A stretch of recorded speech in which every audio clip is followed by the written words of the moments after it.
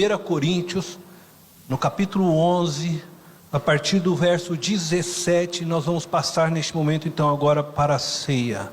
Diz assim, olha: entretanto, ao dar a vocês as instruções seguintes, não os elogio, porque vocês não se reúnem para melhor, mas para pior. Em breves palavras, não quero aqui prolongar um sermão, nada disso, mas em breves palavras, às vezes a gente ouve muito assim as pessoas falarem assim: pastor, mas eu posso tomar a ceia? Eu cometi um pecado. Meu irmão, se você não cometeu nenhum pecado essa semana, você precisa rever um pouquinho se você ainda está na terra. Todos nós somos pecadores. Eu estou aqui diante dessa mesa e eu participo dessa mesa exatamente por isso, porque eu sou pecador. Então, se você é um pecador, você é convidado a participar dessa mesa. Você precisa somente entender o porquê você está participando dessa mesa, porque ela é feita para os pecadores. Ela não é para os santos que não precisam de Jesus. Pelo contrário, Jesus morreu por nós pecadores. E a própria palavra de João, na sua epístola, diz assim que aquele que diz que não peca é mentiroso. E possivelmente você durante essa semana pecou. Quem sabe hoje cedo você levantou e já pecou. Você já levantou, ficou apressando a sua mulher para se arrumar. Quando você viu, vocês dois já estavam lá se brigando lá. Mas você tá... Já começou o pecado. Já está tudo errado. Possivelmente, talvez, quem sabe, durante a noite você estava sonhando e já sonhou besteira que não deveria. Aí você já acorda de manhã e já pede misericórdia para Deus, não é assim? Senhor, me perdoa porque à noite eu tive sonhos que eu não controlo. Queridos, todos somos pecadores. Nós pecamos constantemente. Você peca, por quê? Porque às vezes você não consegue expressar aquilo que você gostaria verdadeiramente de expressar. Como diz o apóstolo Paulo: o bem que eu quero fazer eu não consigo fazer, o mal que eu não quero eu acabo por fazer. Então, quando nós chegamos neste lugar, a questão não é se você está em pecado, a questão é se você entende o que está aqui nessa mesa. Porque quando Paulo está dizendo assim: entretanto, nisto que agora lhes vou dizer, não os elogio, é porque havia um problema aqui seríssimo dentro dessa igreja. E a questão ela não é de um pecado somente pessoal, é um pecado contra o corpo de Cristo. Aí quando você lê todo este contexto, você vai entender isso.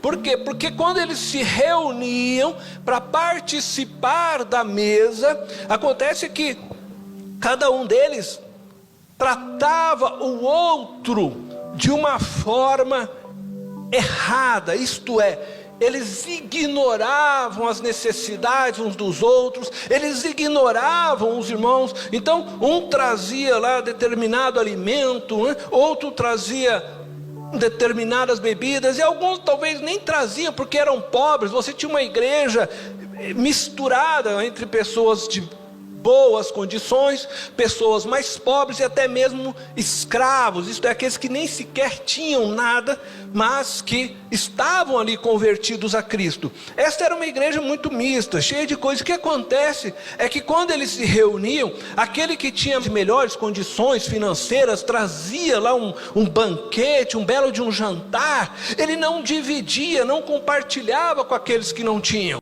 Então eles começam a viver uma ceia de uma forma egoísta, individualista. E aí eles estavam pecando contra o corpo de Cristo, porque em vez deles se reunirem para compartilhar, todos se alegrarem, dividirem, eles se reuniam para, na verdade, cada um ficar na sua individualidade, querendo desfrutar do seu jantar. A ceia não era como nós hoje, Você recebe um cálice, aí tem um pedacinho que eu acho que, não sei se é uma bolachinha, um pãozinho, que simboliza para nós, mas neles tinha uma ceia que era uma festa. Então era um jantar praticamente que eles faziam. E durante este jantar, eles, o almoço, enfim, eles celebravam este momento. Então eles tomavam e comiam. E o pecado que está dizendo aqui é exatamente por isso, porque eles estavam divididos. Como é que eu vou dizer que eu sou um com o meu irmão, se eu sequer compartilho com ele a minha mesa? Então era o que estava acontecendo. Por isso que o apóstolo Paulo está dizendo para eles. E aí nós vamos ler a sequência. Então vai dizer assim, né? Versículo 18: em primeiro lugar, ouço que quando vocês se reúnem como igreja, há divisões entre vocês. E até certo ponto eu creio. E ele está dizendo até certo ponto eu creio, por quê? Porque ele já estava ouvindo falar disso. Pois é necessário que haja divergências entre vocês, para que sejam também conhecidos quais dentre vocês são aprovados. Então aquelas divergências também iam mostrar quem ali era verdadeiramente cristão, capaz de perdoar, capaz de mostrar um cristianismo. Era uma prova diante deles. Aí ele diz assim: quando vocês se reúnem, não é para comer a ceia do Senhor, porque cada um come a sua própria ceia sem esperar pelos outros. Então eu chegava aqui, eu trazia minha carne, a minha bebida, aí eu já sabia, né, que o outro irmão não ia trazer, eu já comia logo a minha. Deixa eu comer logo, que antes que vai chegar aquele irmão, vai querer catar aqui o meu, ele não traz. Então eles estavam com o espírito dividido entre eles. E era por isso que aquela ceia, aquele momento de celebração que chamava festa do ágape, né, que era a festa do amor, era contraditória. Então Paulo está chamando a atenção deles para isso. Aí ele fala assim: assim enquanto um fica com fome, o outro se embriaga. Então o outro toma todo o vinho, para que o outro não toma, fica lá grogue, né? Falando a nossa linguagem de hoje, e o outro com sede. Tudo errado. É disso que Paulo está tratando, dessa divisão, desse egoísmo que estava havendo entre eles. Em vez de se reunirem para compartilhar, dividir, se alegrar junto, eles mais manifestavam a divisão existente entre eles. Por isso eu digo, né, o ignorar o outro. Eles não queriam, na verdade, compartilhar e dividir.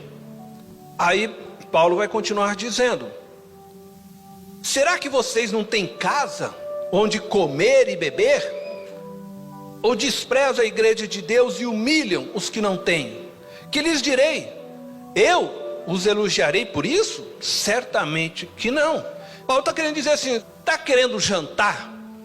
Você não está querendo dividir tua refeição? Já janta em casa, come, se abastece bem, e aí você vem celebrar com os irmãos. Será que você não tem casa então onde comer?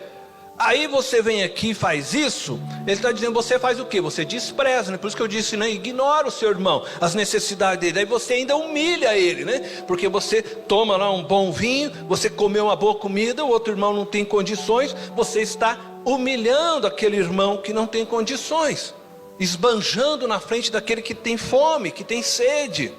Por isso ele está dizendo, como que eu vou elogiar vocês por isso? Aí ele vai falar, pois eu recebi do Senhor o que também lhes entreguei, que o Senhor Jesus, na noite que foi traído, tomou o pão, e tendo dado graças, partiu e disse: isto é o meu corpo, que é dado em favor de vocês, façam isto em memória de mim. Da mesma forma, depois da ceia, ele tomou o cálice e disse: este cálice é a nova aliança no meu sangue. Façam isto sempre que o beberem em memória de mim. Porque sempre que comerem deste pão e beberem deste cálice, vocês anunciam a morte do Senhor até que ele venha. Portanto, todo aquele que comer o pão ou beber o cálice do Senhor indignamente será culpado de pecar contra o corpo e o sangue do Senhor. Isto é, eles estavam fazendo aqui de forma indigna. Se Jesus morreu para que nós sejamos um, se Jesus morreu para que todos sejamos chamados filhos de Deus, nós somos todos irmãos, e aí eu ignoro a necessidade do outro, eu humilho o outro, esbanjando aquilo que eu tenho, e o outro passando necessidade e vontade diante dele. Então Paulo está falando, você está pecando contra o corpo de Cristo, porque você está pecando contra aquilo que Cristo fez na cruz. Cristo nos chamou para sermos um, Cristo nos chamou para nós vivermos em unidade, e aí você está quebrando essa unidade através disso. Este é o pecado que lá está. Por isso ele diz, examine-se o homem a si mesmo, e então coma do pão e beba do cálice, pois quem come e bebe sem discernir o corpo do Senhor, come e bebe para a sua própria condenação. E por isso há entre vocês muitos fracos e doente, e vários já dormiram. Quando, porém, somos julgados pelo Senhor, verso 32, estamos sendo disciplinados para que não sejamos condenados com o mundo. Então ele fala que este sofrimento também já era uma disciplina, em outras palavras, do Senhor sobre a vida daquela igreja. Então quando nós estamos aqui agora, e nós vamos fazer isso, tomar e beber, nós devemos fazer compreendendo que Cristo deu seu corpo, e é por isso que nós comemos o pão, porque o pão nos traz a memória, foi isso que Jesus disse, que o corpo dele foi dado, moído por nós, a vida dele foi derramada naquele ato na cruz por nós pecadores.